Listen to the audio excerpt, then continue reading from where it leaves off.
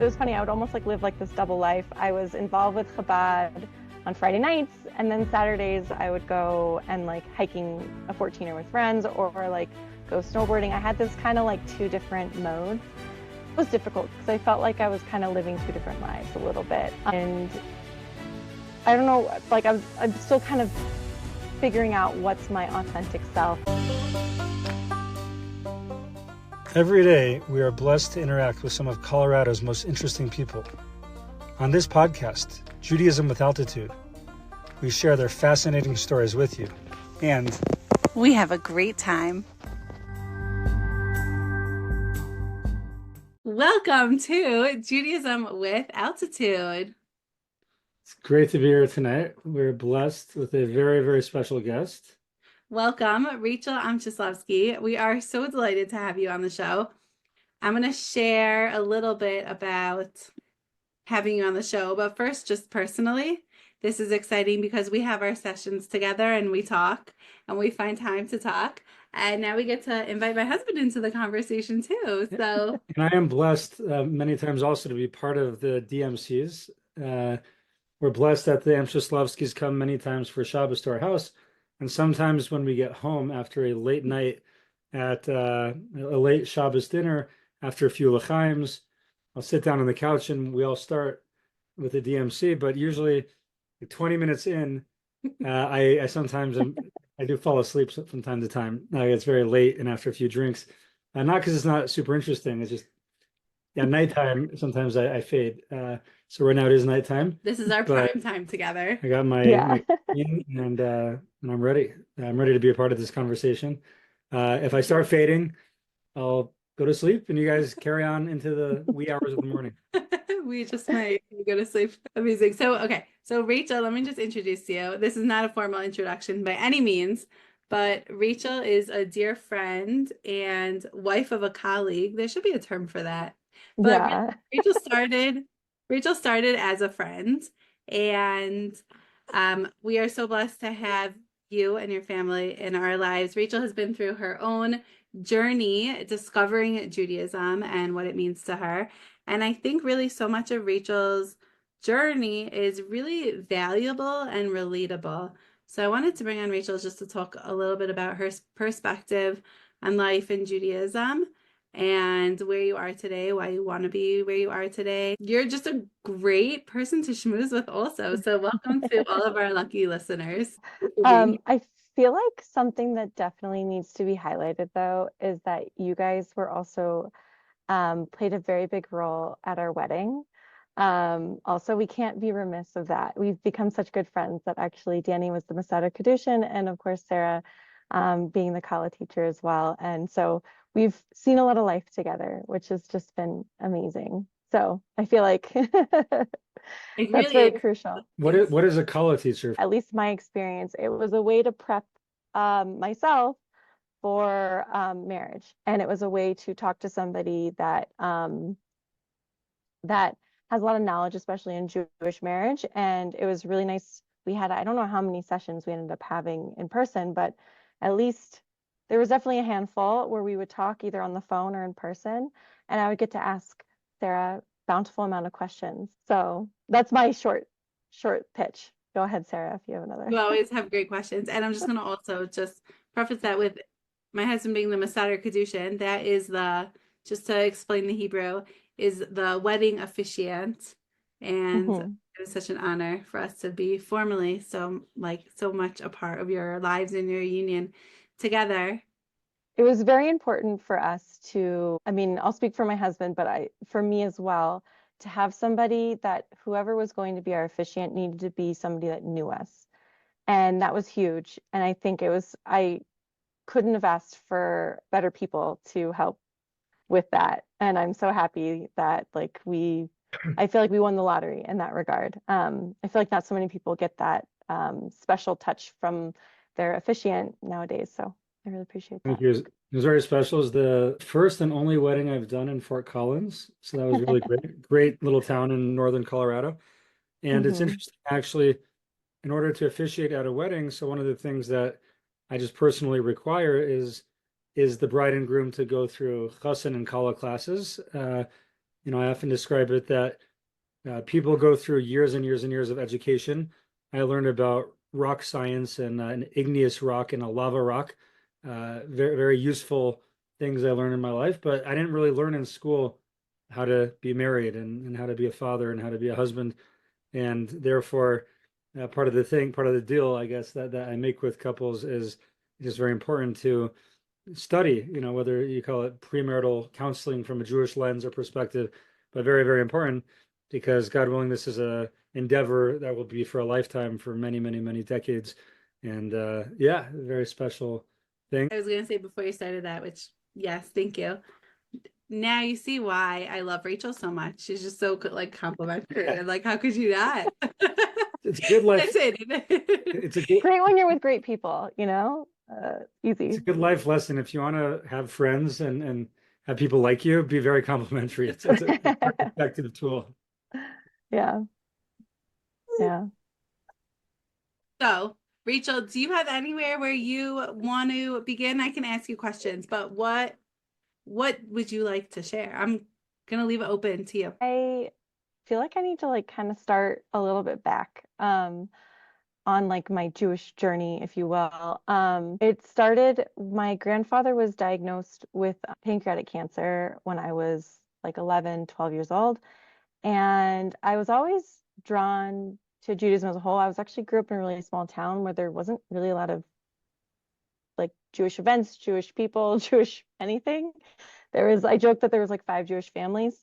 Where was And that was where was it. that town? This is in Paradise, California, really small town, and Northern California specifically. Uh, it's funny because also that town is all like, I joked about how on every corner, and you kind of notice it in the main streets, on every corner there is a church. So I was surrounded by a lot of religion per se, but it wasn't Judaism. But my mom always really incorporated, like, let us, even though we didn't do a whole bunch in childhood, we celebrated Hanukkah, we did a little bit of Passover, but it was very like, I would say very surface level stuff. But it wasn't until my family kind of hit this marker where my grandfather, with just kind of trying to get the family more together, one of the things that was posed to me was, hey, do you want to have, your bat mitzvah? And do you want to prepare for it? And I was like, what does that even mean? Like, I didn't know what that meant. But once I got a handle on what it meant, and like I saw another friend, actually, she was a year older than me, go through it, I was like all in. I was like, this is exactly what I've been searching for. Like, because I've always been involved, even at a young age, I was very spiritually inclined, but like I kind of knew in every capacity of where I was it was usually with a Christian lens. I knew that I would have to replace certain words with God. I'd have to replace JC with God. I just did that automatically. I just knew that was not for me, but like I could still obtain some type of spiritual energy from some of the like youth groups and things like that. So I always was very spiritual. So the fact that there was something that was finally I could like cling to, that was like Judaism as a whole, I really was studying it, and with it was kind of a crash course in like Hebrew 101. I basically like memorized like a small little portion. Like now that I know like actually there's a lot more that can be entailed with a bat mitzvah, that I look back and I just think it's so funny what little I did end up doing, just because it was a big crash course. But it's still really, that obviously laid the foundations for me in my Jewish journey. And it's always at that point kind of led me to continually seeking that out a lot more. And that kind of started in college as well. Really picked up in college because I went to UC Santa Barbara, where there's a lot more Jews there than in Paradise, California.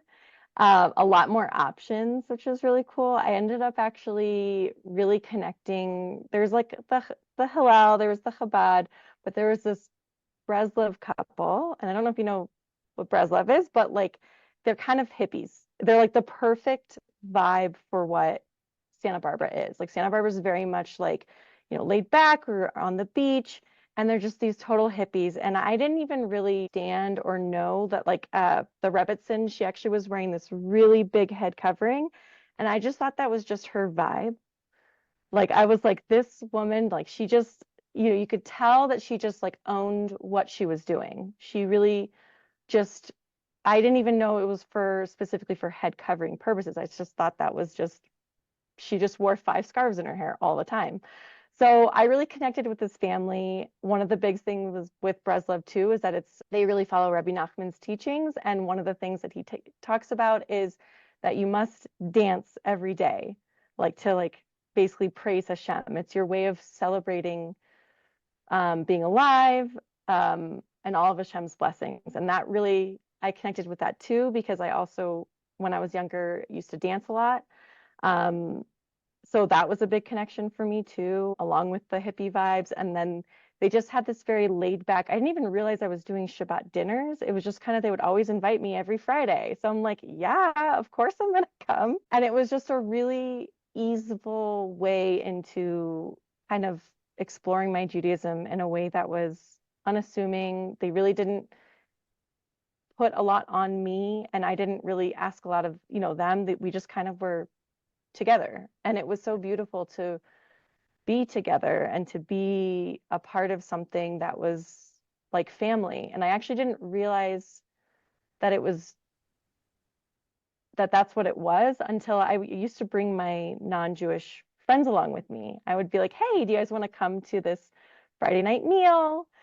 It's really great. The family is so awesome, like all these things. And my friends, of course, being amazing friends that they are, would come along with me. And finally, once I would go so often, they finally said, Rachel, we love that you have this.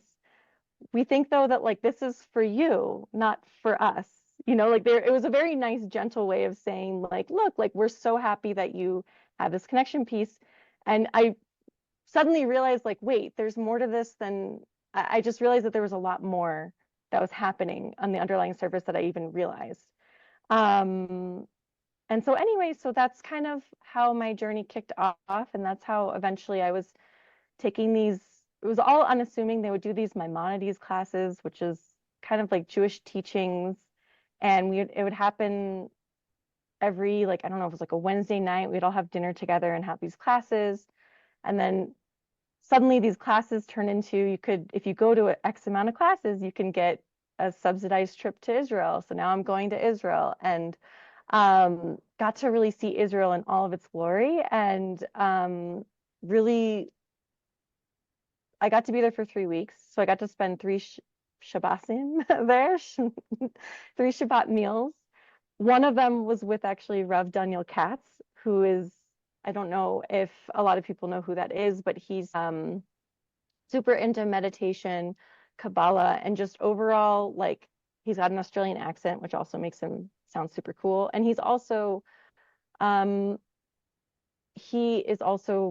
Teshuvah. He was raised secular and then became, I would say, more observant. And that also struck me as like just a really cool way to see someone's journey.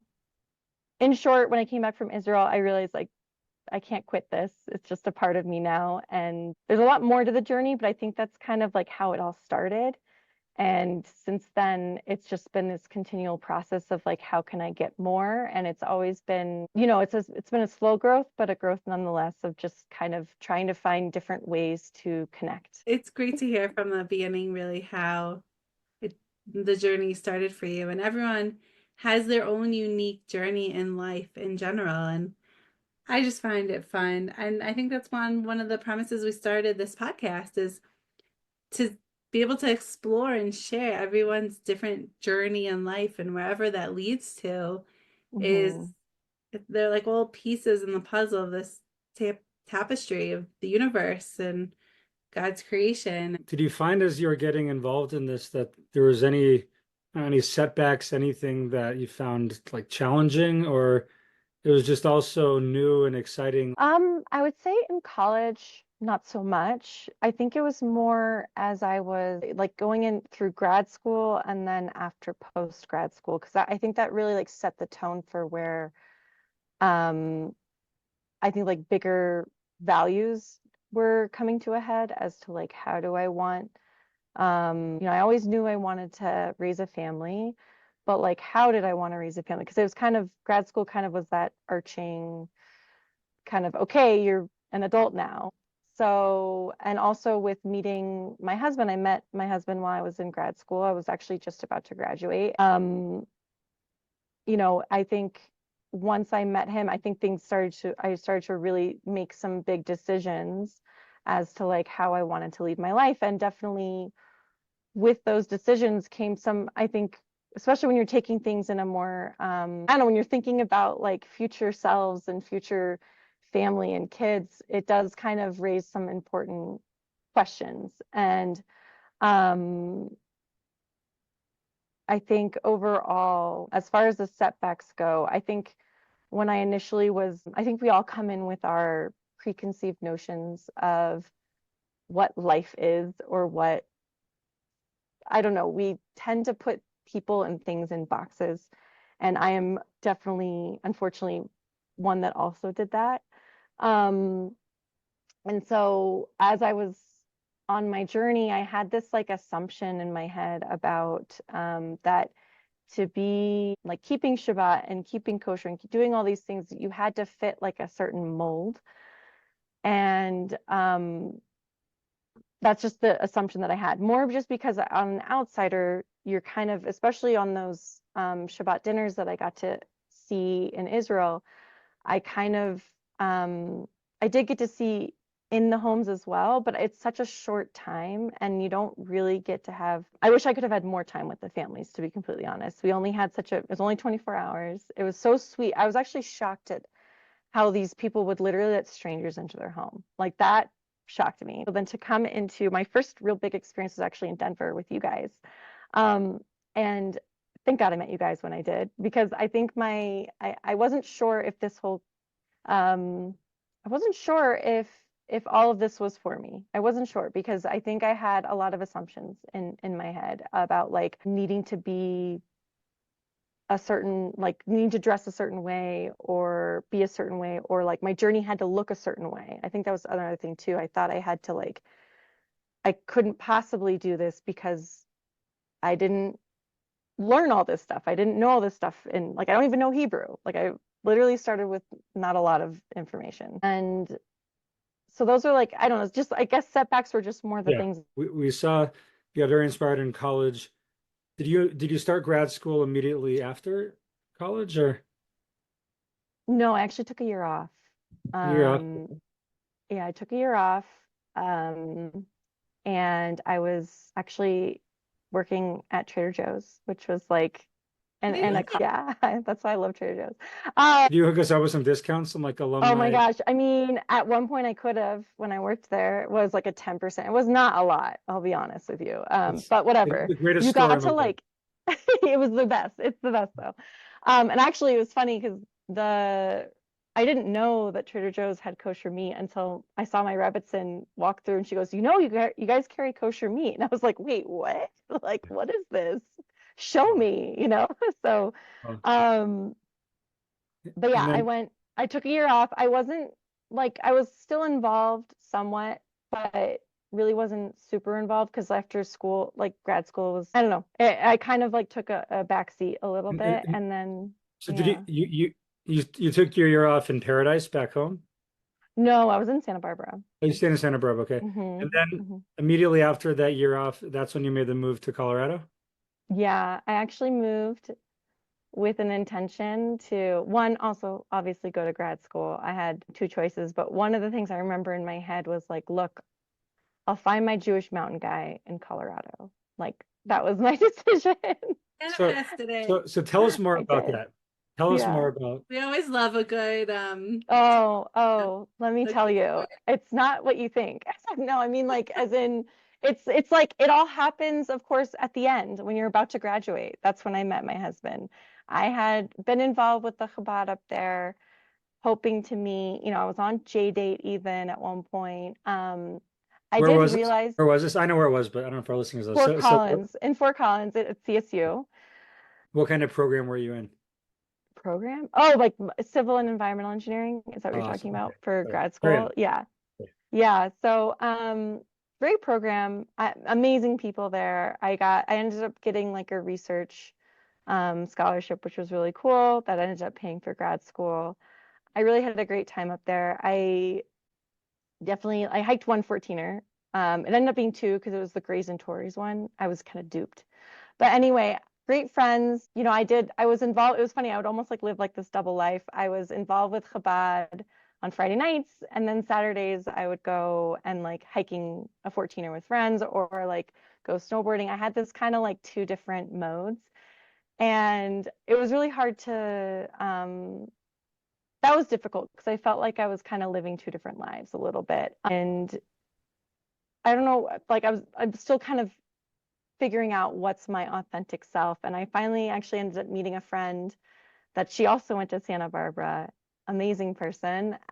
We ended up doing Shabbat dinners on our own. And that was what was really cool too, is we started to kind of, I mean, it's obviously great to do Shabbat dinners at a rabbi and rebbitzin's house. It's great to do them at Hillel. It's great to do them at these different places. These are all great, but I think when you actually like start to like make it your own, I think is where that journey really becomes like a more authentic, like you can really make it your own thing. So I had a friend, thank God, that we just connected and we did our own Shabbat dinners, and it was really nice. And it was our way of kind of like, I don't know, I finally started to like really like I felt like I was making the right moves. And then from that, I'm not sure if that's kind of like what kickstarted everything else, but I ended up meeting my husband at a Shabbat dinner.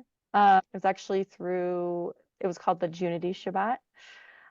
He was the Hillel director, and I was the grad student that came in and sat next to him and was like, this must be the new director. I'm going to ask him a ton of questions. Not thinking at all that this was going to be like my husband or anything, because I was already one foot out the door. I was about to graduate. I was ready to like kind of probably move back to California. And of course, I feel like Hashem's timing is always hilariously perfect, because that's not, you know, like I feel like you always meet the person right when you're not expecting to meet them. I just feel like that's kind of how it works. Comedic timing for Hashem's case. So anyway, I met him there, got to talking, realized like, oh, this guy's really interesting. Like, but you know, I'm graduating, like whatever. And it ended up that we kept seeing each other at these different spots, and finally we kind of met up for a meeting.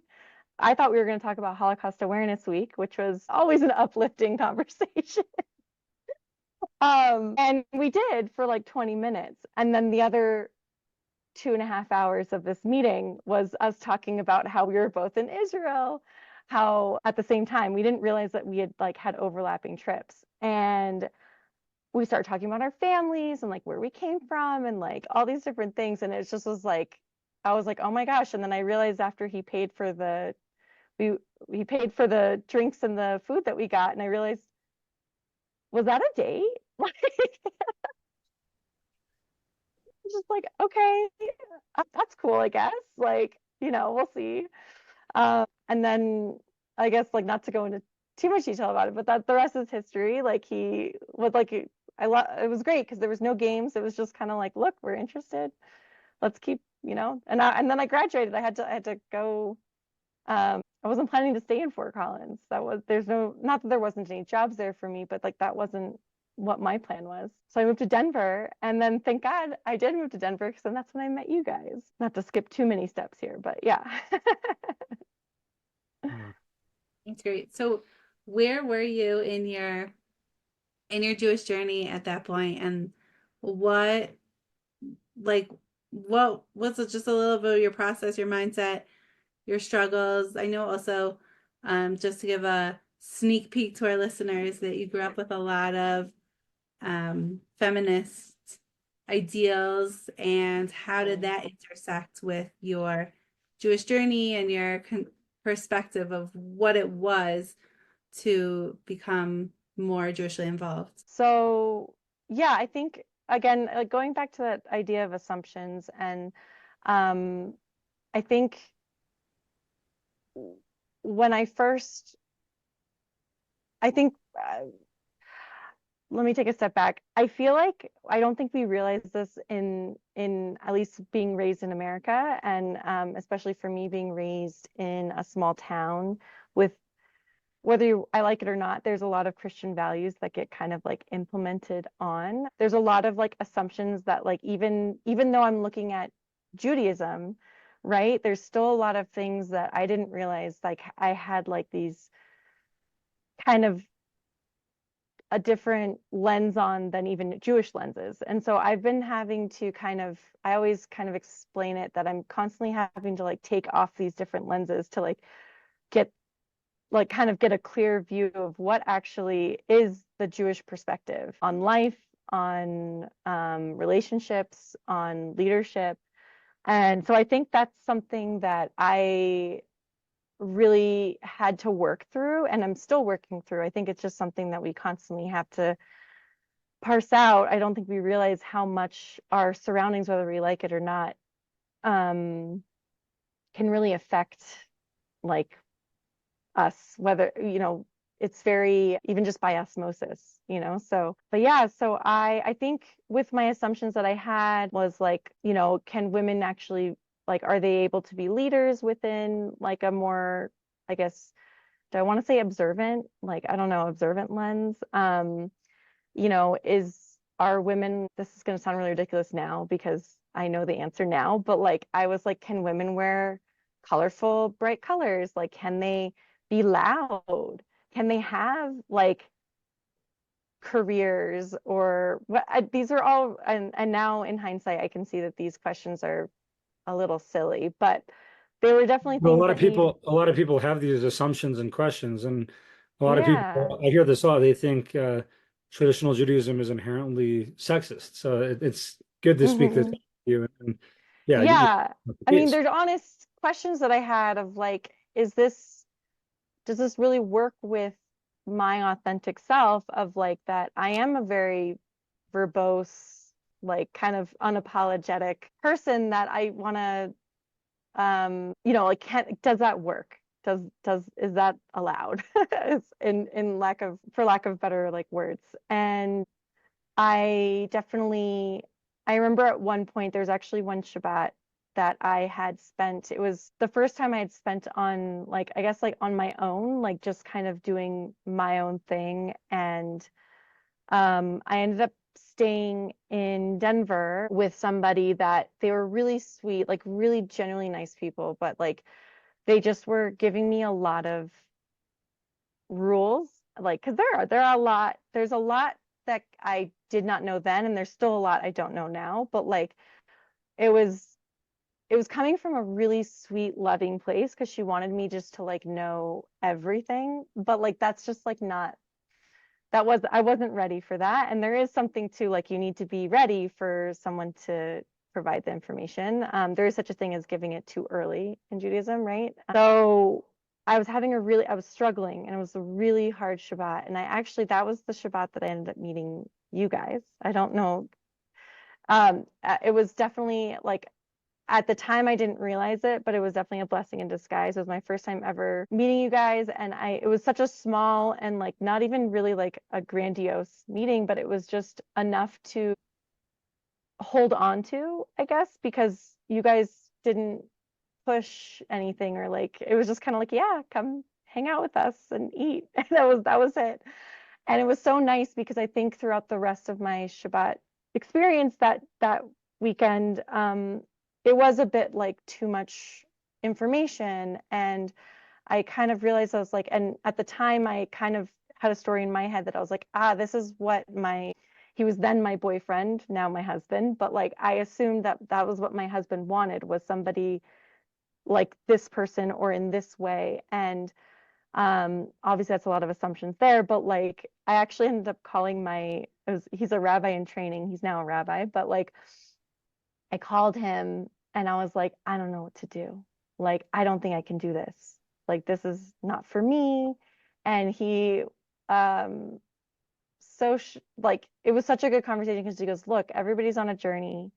Just because those people are there doesn't mean that like you need to be, and like you need to take your own journey. And um, that conversation, and of course, I think also the like silver lining of meeting you guys, like really helped to like solidify that like I need to take my own pace and like realize that I don't need to like listen to like all the different like noises and like the assumptions that I have. And I think really ultimately from that surrounding yourself with the people. They say that there's like 70 faces to the Torah. So like in a way, like just because that person that was giving me all of this information that may have worked, they may work for somebody else.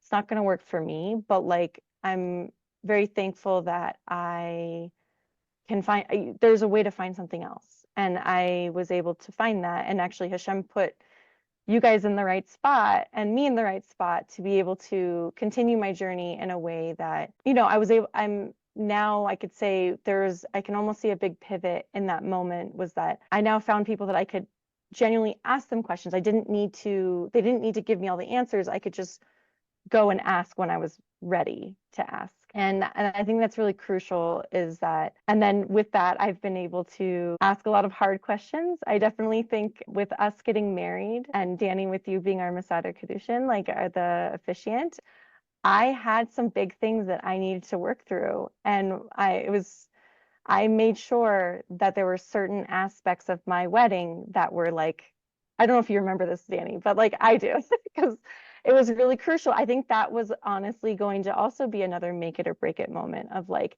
can this chuppah ceremony work with my feminist ideals of like needing to have women as part of my ceremony, as family members that are not Jewish as part of my ceremony. And we did it in a way, and it was, I think, really beautiful that we did it in a way that we could still have it be halachically up to par, right? Kosher. While still also working through what was valuable to me, which was including family and including the people that I love and care about. And I think that was a huge, like, as much as I wouldn't call it like a challenge. I think working through that with you and in the understanding that we're all working towards the common goal of having ultimately a Jewish marriage, I think that really solidified for me that like there is space for all of me and all of what my ideals are. But that I just, there's space. It's just more like working through certain things, like, because Judaism does have there's a lot of intention behind it. I think that's something that in a lot of life that we can say, oh, I want X, Y, and Z, but maybe the intention or the thought isn't behind it. And so I think Judaism really forces you to really think through a lot of your wants, your needs, your desires, and really like assess them. And so, yeah, I think ultimately, I will say like our chuppah was definitely one where I realized like, this can work. Like this can jive. I think it's important that people realize that sometimes they might again have these assumptions that it's kind of one way or the other, but there is room within halacha to accommodate certain things while still maintaining the halachic ideal validity to the ceremony and everything. So it's Yeah, great to hear, and I'm glad it made a big difference. And I will it say, did. the creator made you, our creator made you verbose and opinionated and unapologetic. And that's exactly how you're meant to be. And that's what you're meant to bring into and carry with you, and just figure out how you want to channel that towards your values and what's important to you. Mm-hmm. So Yeah. tell us, like, if that was the beginning then of your living a Jewish family life, what from there? What are some other things that came up that you had assumptions about that you saw you were able to work through? And what was your perspective shift?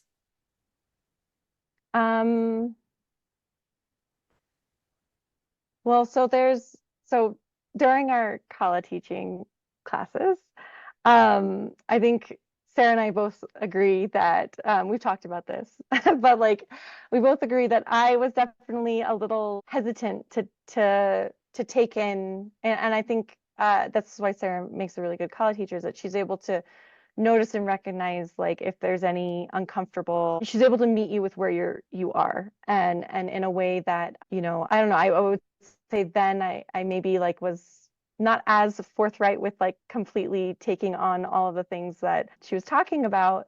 And I was like, oh, sure, whatever. Like, this is just, if this is what I need to do to like get to the chuppah, like I'll do it.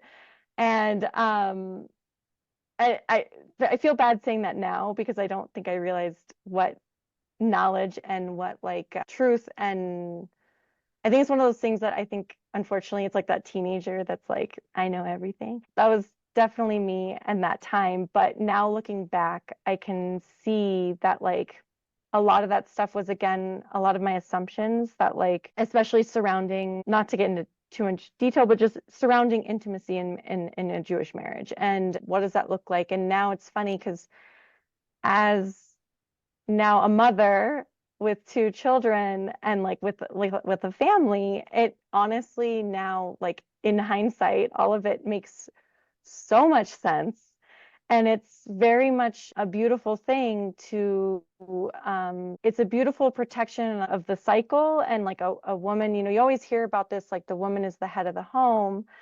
And but sometimes it's not noticed or recognized until I feel like you're in it. Because you're like, sure, that's what they all say. But like, do I, so it really is something that I've learned too on a like more Jewish truth basis, is that like we really are the energy of the home too. And I say the home, but like more like the environment. It's not necessarily like the home, like the internal walls, but like the environment and like what our kids are going through and what even our husband is going through. We really have, I think, our feminine energy and like what we have. It's amazing how much my attitude and my can affect my entire family. It's impressive.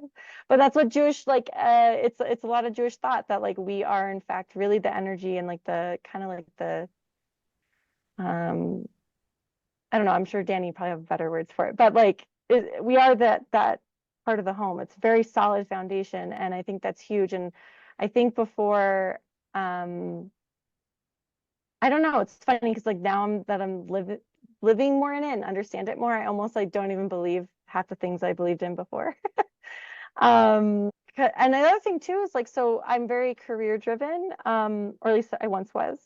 And not to say I'm not now, but like having a career and being very like, I completed grad school. I did environmental engineering. I've been at my job now for 8 to 9 years. It's definitely, it's not completely male dominated in that sector, but it's definitely more so. And it's definitely something that I've had to come with, at least with even just the choice of having a family and the decision to have a family. I've definitely had to reconfigure like what does it mean to have a career and to have a family. And I think that's something too that I don't know, I feel like I've gotten a lot of amazing strength from, especially with keeping Shabbat and keeping kosher. Like there's certain things that like I think with your career, regardless of what job you're in, to be able to kind of, I think sometimes people go through their career being like, I must get to the next level, I must get this, I must get that.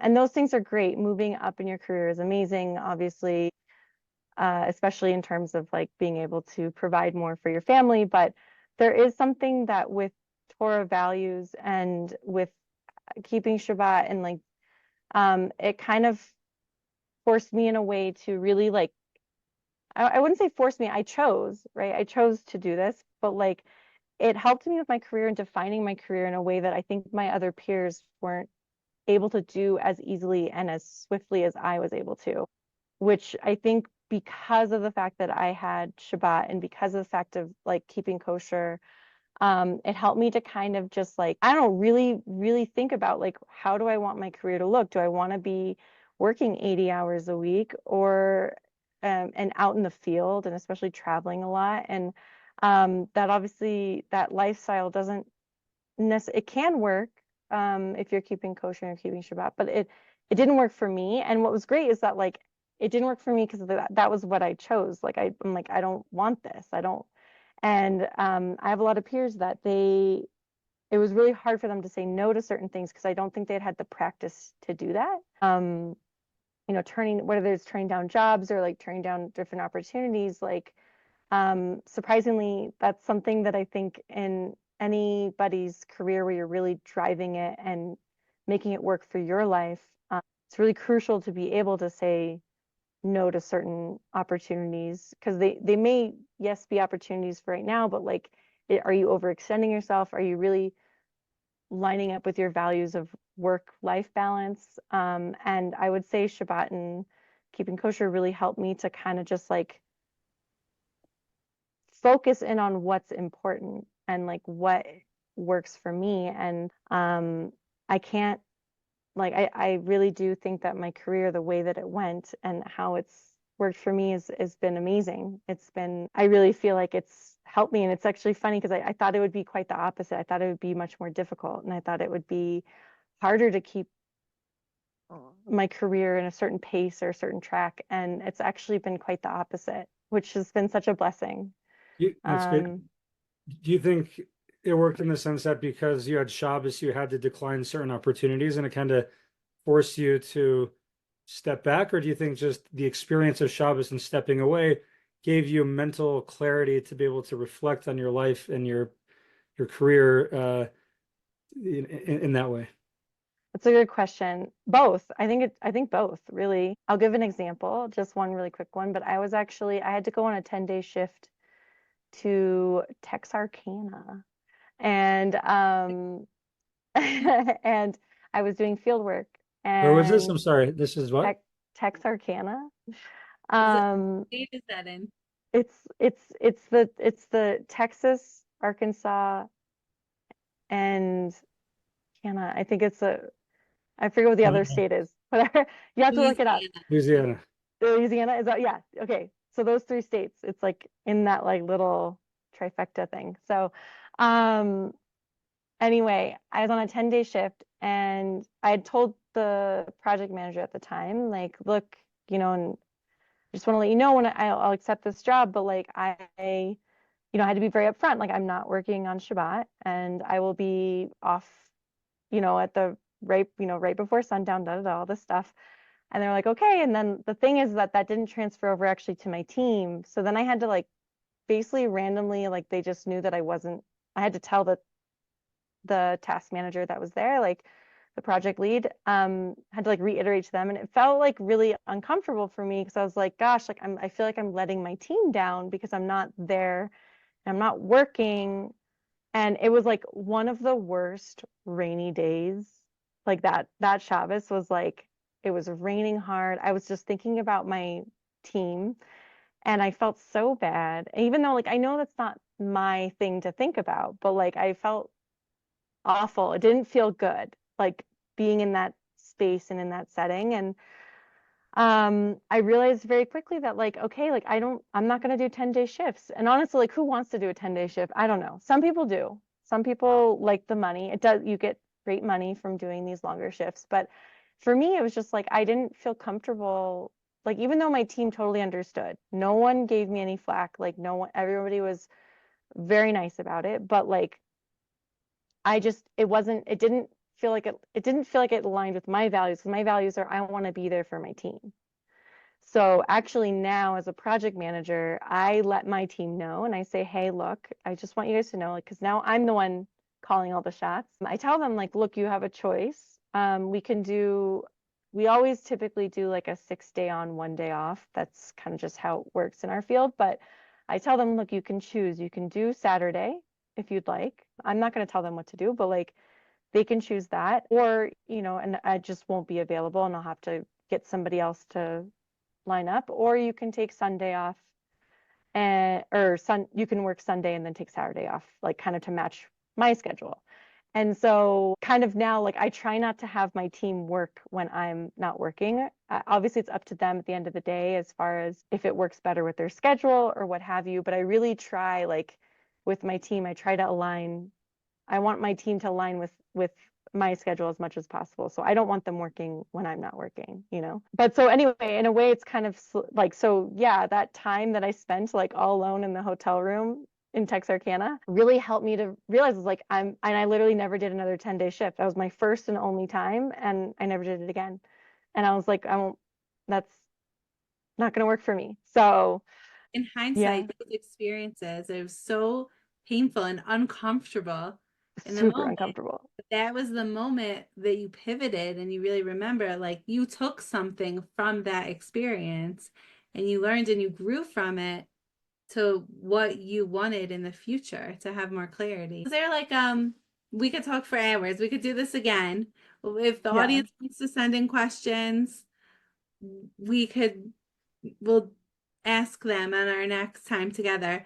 I want to know, I could ask you a million things, but what do you want the listeners to know? What have you learned that you want to give over, that you want to share about, your journey, your misconceptions? What do you think is the most valuable to give over? I mean, it says in like Pirkei Avot to choose, to pick your rabbi, or I think also Rabbitzin. But I definitely think finding someone that you can go to ask all of your questions. And I think one of the most inspiring things that my husband showed me actually was he constantly goes to, definitely to you, Rabbi Danny, but like I remember watching him one time just like asking a ton of questions and just being really honest and vulnerable with his questions. And that always really impressed me, especially even early on in our relationship. But I think that's something that I think, unfortunately, we as again, I'm going to speak from more like American lens here. Like, I don't think there's enough of that. And I don't think there's enough questions that people are asking or like wondering or the curiosity.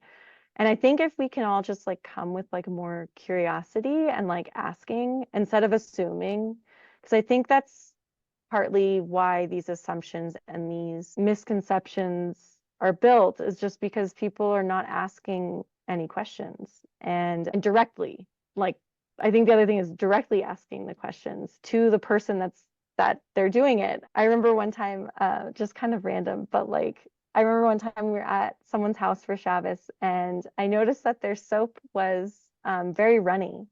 So I assumed that it was due to Shabbat. And I was like, oh, it must be that you need to have runny soap, like very watery soap, like so you don't like intentionally squeeze or whatever. And I ended up, I don't remember exactly how it happened, but I think I asked them about it. And they're like, no, we just ran out of soap. So we're trying to make it last longer. And so it's like, these things that like I think we as whatever, maybe it's just me, but I don't think it is. I think a lot of people assume things. And I think if only we came with just more curiosity and asking questions, I think we could really realize that like there's actually a lot more um, that either we have in common or can align with. And I think that's ultimately, at least on my journey, what I've learned. Is just to ask more questions and also to like ask many people, like not just one person. Obviously to find somebody that you feel comfortable with, but also like I think you'll find again this concept of 70 faces to the Torah. There's gonna be there's obviously halacha and that doesn't change, but there's definitely within the bounds of halacha, there's a lot of interpretation. There's a lot of it's very much catered to each and every person at the end of the day too. So, and I think that's ultimately where I think that we don't realize as much. So, yeah. I love that message. I find so often when people are curious about things, I would love for people to ask me. Here's a disclaimer. Anyone, ask me whatever you want. I won't be offended. Right. Trust me. I've heard a lot, and just keep asking, because it really is so valuable to be able to have the conversation. And if you don't ask, you Mm-hmm. can never have that conversation about it. And then, right, it's just assumptions and it's boundaries and boxes and barriers. And I so appreciate that you're saying that. Mm-hmm. And it's Yeah. like also in dating, a great, like, just if something's awkward, call it out as awkward, you know, and just like don't hide it. Bring it to the table. So in just different situations, I have to remind myself also to just embrace it. And Speaking of dating, I believe Rachel is one of our matchmakers on J Denver. So Oh yeah. please do sign up. She's amazing, and you can get to know her better. She'll get to know you better and help you. we So will post the link in the show in the notes. show notes, we'll post the link in the show notes. And then Yeah. just before we wrap up, it's funny. Usually we record this in a different platform, and it shows us how long it's been. So now it's on Zoom, so we have no idea. I do want to thank you specifically and give a shout for you letting your husband come with me to Israel this past month. How you held down the fort. We had a fabulous time, and it's only because you let him go. And we were blissing out in Jerusalem with your encouragement, you know, of letting him go. And it was eating donuts together and kosher Mexican food. It was like a dream come true. Being in Jerusalem with your husband is one of my favorite people who I share an office with, who I have falafel with every Monday afternoon. And very, very blessed that you did that. And thank you for that. They say Oh yeah. UFO. So if your husband is like yourself, which is what that means, then all the donuts and the Mexican, everything you ate, you could just imagine as if you ate it. You had That's it how too. that's what I'm doing also. Yeah. Without the No, calories. I definitely got a lot of nachas from seeing the videos. Thank you for sending them. And it does feel good. You know, it's not always that we get the opportunity to be able to give to our spouses in a way that like um to go on that trip. And I'm really happy that like it worked out where it was just the right timing. And I'm very happy that I could gift that to both of you in a way. So Great. We had a that we ton of could gift those. that, Sarah. Isn't that so great? Yeah. Yeah. Amazing. Absolutely. Okay. Well, thank you so much for taking the time to speak with us, and look forward to many, many more meaningful conversations, some recorded and many not. Yeah. But The more not. Yeah. yeah, and everyone feel free to get to know Rachel more through whether it's through our programming, you'll see her around, or as a matchmaker. Thank you for being you and everything you do. Thank you Thank you so guys. much. Thank you. Okay, bye.